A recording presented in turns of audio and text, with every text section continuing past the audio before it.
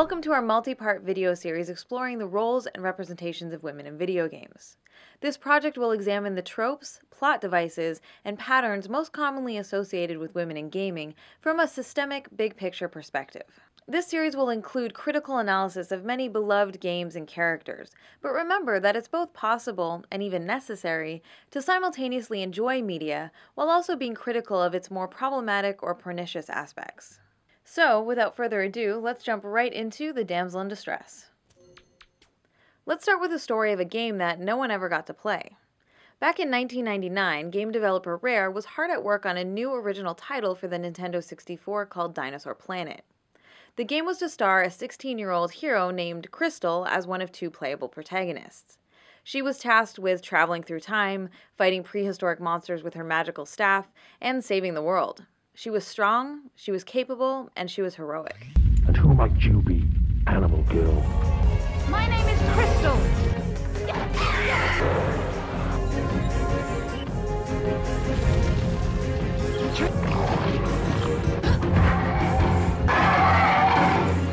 Pretty cool, right?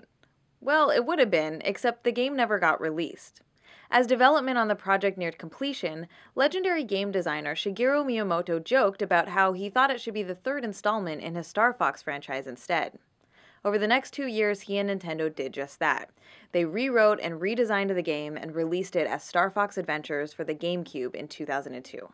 In this revamped version, the would-be protagonist Crystal has been transformed into a damsel in distress and spends the vast majority of the game trapped inside a crystal prison, waiting to be rescued by the new hero, Fox McCloud. The in-game action sequences that were originally built for Crystal were converted to feature Fox instead. Crystal is given a skimpier, more sexualized outfit. Wow, she's beautiful.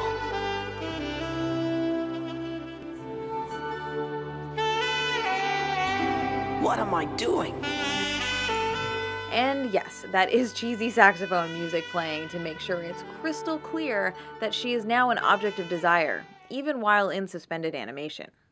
To add insult to injury, Fox is now using her magical staff to fight his way through the game to save her. The tale of how Crystal went from protagonist of her own epic adventure to the passive victim in someone else's game illustrates how the damsel in distress trope disempowers female characters and robs them of the chance to be heroes in their own right. The term damsel in distress is a translation of the French demoiselle en détresse. Demoiselle simply means young lady, while détresse means roughly anxiety or despair caused by a sense of abandonment, helplessness, or danger.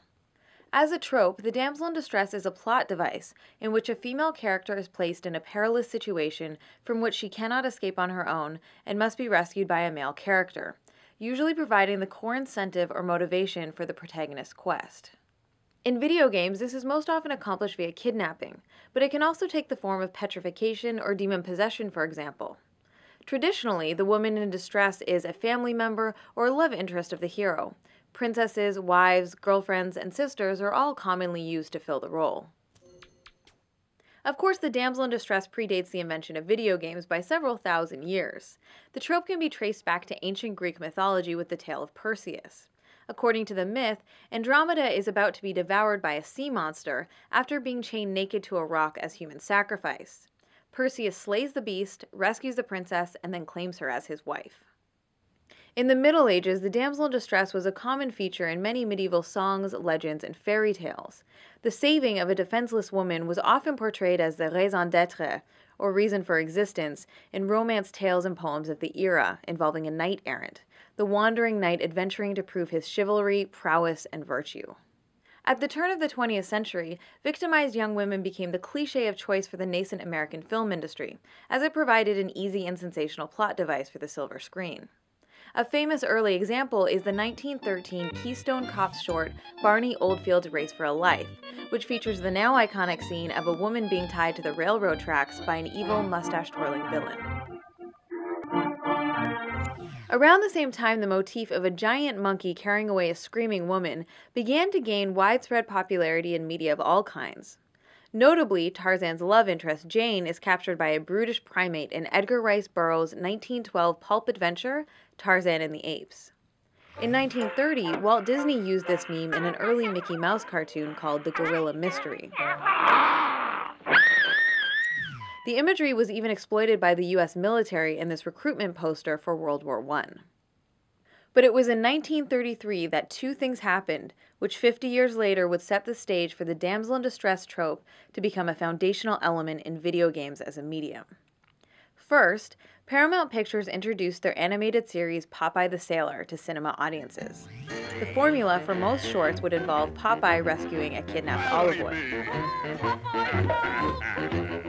Second, in March of that year, RKO Pictures releases its groundbreaking hit film King Kong, in which a giant ape abducts a young woman and is eventually killed while trying to keep possession of her.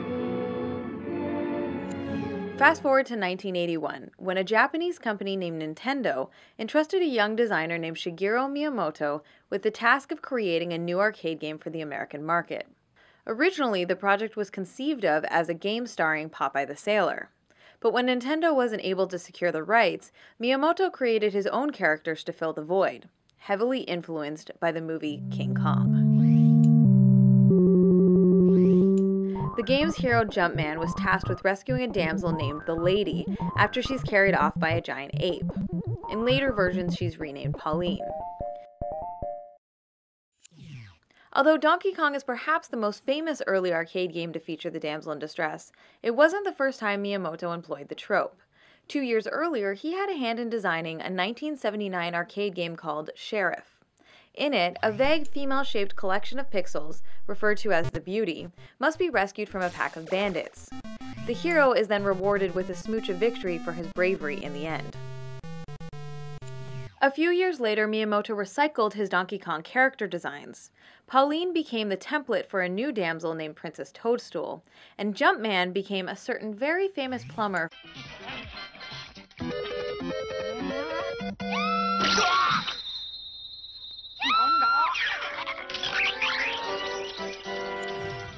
Princess Peach is in many ways the quintessential stock character version of the damsel in distress. The ill-fated princess appears in 14 of the core Super Mario Bros. Platformer games, and she's kidnapped in 13 of them.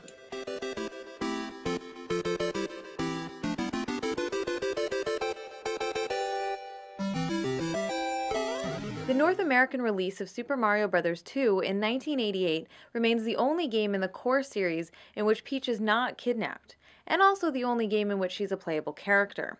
Though it should be noted, it wasn't originally created to be a Mario game at all.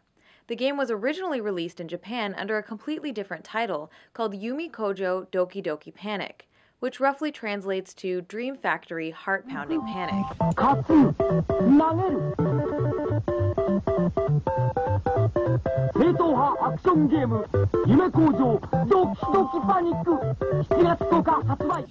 Nintendo of America thought that the original Japanese release of Super Mario Bros. 2 was too difficult and too similar to the first game, so they reskinned and redesigned Doki Doki Panic to star Mario and Luigi instead. However, the Japanese game already had 4 playable characters, so the designers opted to include Toad and the Princess to fill the 2 remaining slots, building directly on top of the pre-existing character models. So really, if we're honest, Peach is kinda accidentally playable in this one. Still, she had the awesome ability to float for short distances, which came in really handy, especially in the ice levels. Sadly, Peach has never been a playable character again in the main franchise. Even with newer games that feature 4-player options like the new Super Mario Bros. Wii and Wii U, the princess is still excluded from the action. She's been replaced with another Toad instead, as to allow Nintendo to force her back into the damsel role again and again. Peach does of course appear in many spin-offs such as the Mario Party, Mario Sports, and Mario Kart series, as well as the Super Smash Bros. Nintendo Universe crossover fighting games.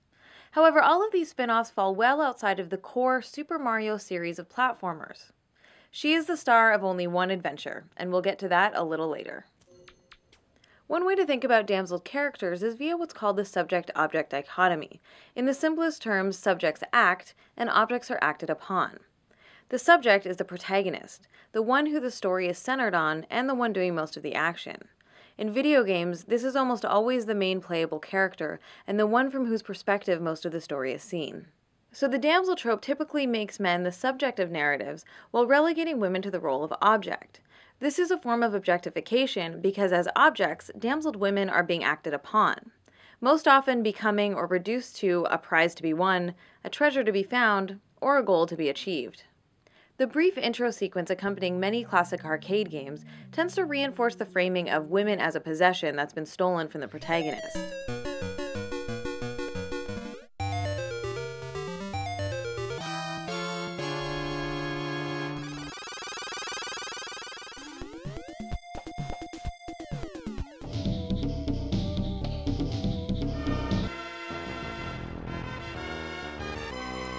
The hero's fight to retrieve his stolen property then provides the lazy justification for the actual gameplay. At its heart, the damsel trope is not really about women at all. She simply becomes the central object in a competition between men, at least in its traditional incarnations. I've heard it said that in the game of patriarchy, women are not the opposing team, they are the ball. So for example, we can think of the Super Mario franchise as a grand game being played between Mario and Bowser, and Princess Peach's role is essentially that of the ball. Mario! The two men are tossing her back and forth over the course of the main series, each trying to keep and take possession of the damsel ball.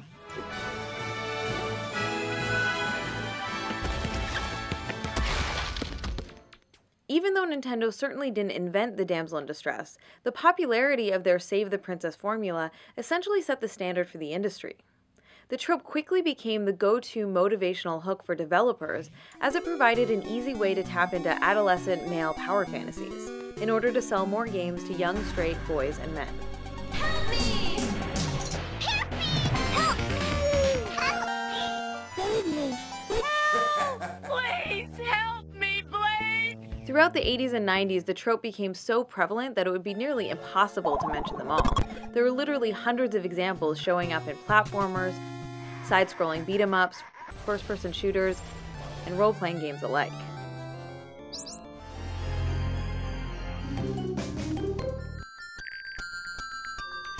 Let's take a quick moment to clear up some common misconceptions about this trope.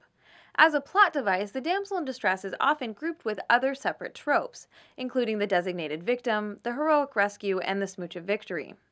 However, it's important to remember that these associated conventions are not necessarily a part of the damsel in distress trope itself. So the woman in question may or may not play the victim role for the entire game or series, while our brave hero may or may not be successful in his rescue attempt. All that is really required to fulfill the damsel in distress trope is for a female character to be reduced to a state of helplessness from which she requires rescuing by a typically male hero for the benefit of his story arc. This brings us to the other famous Nintendo princess. In 1986, Shigeru Miyamoto doubled down on his damsel in distress formula with the NES release of The Legend of Zelda. This was the first in what would become one of the most beloved action-adventure game franchises of all time. The Legend of Zelda continues. Find the crystals. Rescue the princess. Zelda 2, The Adventure of Link on Nintendo. Now you're playing with power. Over the course of more than a dozen games spanning a quarter century, all of the incarnations of Princess Zelda have been kidnapped, cursed, possessed, turned to stone, or otherwise disempowered at some point.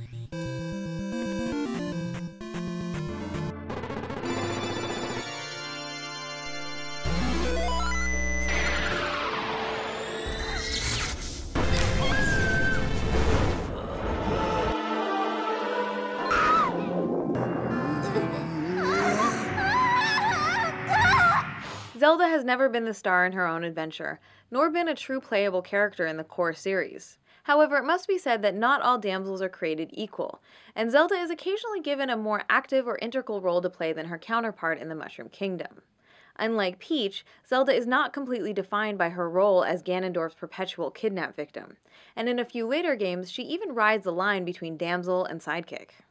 Remember, the damsel in distress's plot device is something that happens to a female character, and not necessarily something a character is from start to finish. Once in a while, she might be given the opportunity to have a slightly more active role in facilitating the hero's quest, typically by opening doors, giving hints, power-ups, and other helpful items. I call this variant on the theme the helpful damsel. Indeed, Zelda is at her best when she takes the form of Sheik in Ocarina of Time and Tetra in The Wind Waker. In Ocarina of Time, Zelda avoids capture for the first 3/4 of the game. Disguised as Sheik, she is a helpful and active participant in the adventure, and she's shown to be more than capable. However, as soon as she transforms back into her more stereotypically feminine form of Princess Zelda, she's captured within 3 minutes. Literally 3 minutes. I timed it. Her rescue then becomes central to the end of Link's quest. Similarly, in The Wind Waker, Tetra is a feisty and impressive young pirate captain. But as soon as she's revealed to be and transformed into her more stereotypically feminine form of Princess Zelda, she's told that she's no longer allowed to accompany Link on the adventure because it's suddenly too dangerous for her. She's ordered to wait in the castle, which she does until she's eventually kidnapped, while waiting obediently in the same spot. It is noteworthy that in the very last stage of the boss battle, she does help Link fight Ganondorf for a few brief minutes, which is a refreshing change. However, the next time Tetra's incarnation appears in 2007's The Phantom Hourglass, she's kidnapped immediately during the intro. Later, she's turned to stone and then kidnapped for a second time. It's disappointing that even with her moments of heroism, Zelda is still damseled. She is removed from the action, pushed aside, and made helpless at least once in every game she appears in.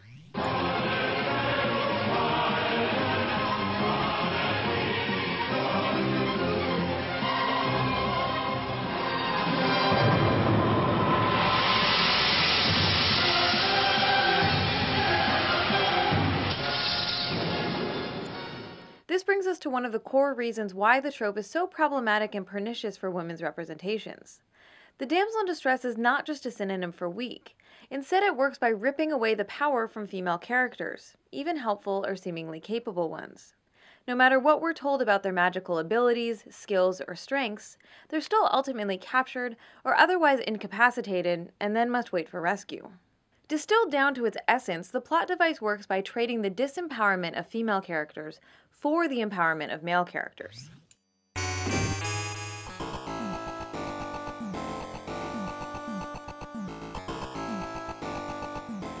Let's compare the damsel to the archetypal hero myth, in which a typically male character may occasionally also be harmed, incapacitated, or briefly imprisoned at some point during their journey.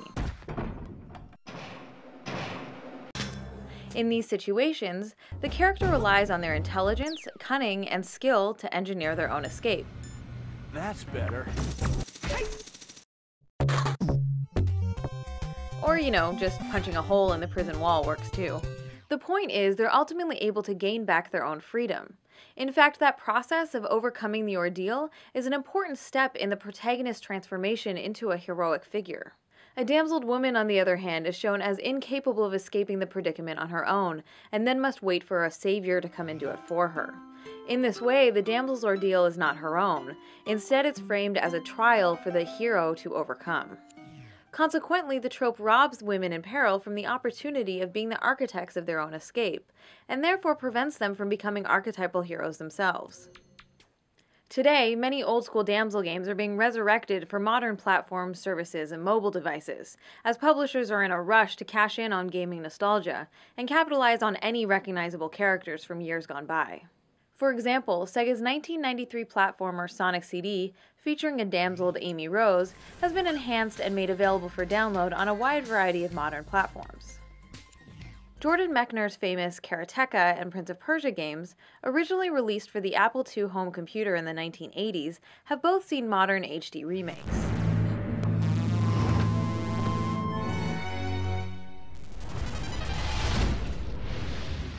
And the 1983 animated Laserdisc game Dragon's Lair, with ditzy Princess Daphne, has been ported to just about every system imaginable. Please save me! The cage is locked with a key. The dragon keeps it around his neck. To slay the dragon, use the magic sword. Remember Pauline, damsel of the classic Donkey Kong arcade? Well, she's also been revived, first in 1994's Donkey Kong for the Game Boy, and later in the Mario vs. Donkey Kong series for the Nintendo DS. Each game features a rehashing of the old excuse plot, with Pauline being whisked away by the giant ape during the opening credits.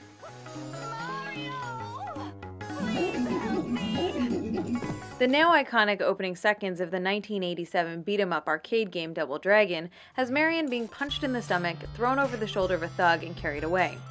In several versions, her panties are clearly shown to the player while she's being abducted.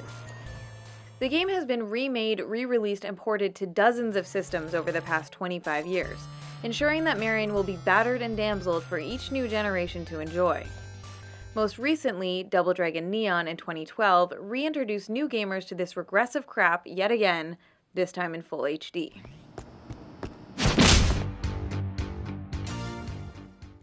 The pattern of presenting women as fundamentally weak, ineffective, or ultimately incapable has larger ramifications beyond the characters themselves and the specific games they inhabit. We have to remember that these games don't exist in a vacuum. They are an increasingly important and influential part of our larger social and cultural ecosystem.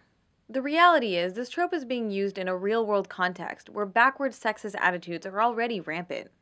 It's a sad fact that a large percentage of the world's population still clings to the deeply sexist belief that women as a group need to be sheltered, protected, and taken care of by men. The belief that women are somehow a naturally weaker gender is a deeply ingrained, socially constructed myth, which of course is completely false, but the notion is reinforced and perpetuated when women are continuously portrayed as frail, fragile, and vulnerable creatures. Just to be clear, I'm not saying that all games that use the damsel in distress as a plot device are automatically sexist or have no value. But it's undeniable that popular culture is a powerful influence in our lives, and the damsel in distress trope as a recurring trend does help to normalize extremely toxic, patronizing, and paternalistic attitudes about women. Now, I grew up on Nintendo. I've been a fan of the Mario and Zelda franchises for most of my life, and they'll always have a special place in my heart, as I'm sure is true for a great number of gamers out there. But it's still important to recognize and think critically about the more problematic aspects, especially considering many of these franchises are as popular as ever, and the characters have become worldwide icons. The good news is that there's nothing stopping developers from evolving their gender representations and making more women heroes in their future games. It'd be great to finally see Zelda, Sheik, and Tetra as the protagonists of their own games. And not just mobile DS games, I'm talking full-on console adventures. Okay, so we've established that the damsel in distress trope is one of the most widely used gendered cliches in the history of video games, and has been core to the popularization and development of gaming as a medium. But what about more modern games? Has anything changed in the past 10 years? Well, stay tuned for part 2, where I'll be looking at more contemporary examples of the damsel in distress trope. We'll look at all the dark and edgy twists and turns and see how the convention has been used and abused right up until today. Then we'll check out some games where developers have tried to flip the script on the damsel. I would like to extend a big thank you to all of my backers on Kickstarter who have continued to support me and helped make this video series a reality.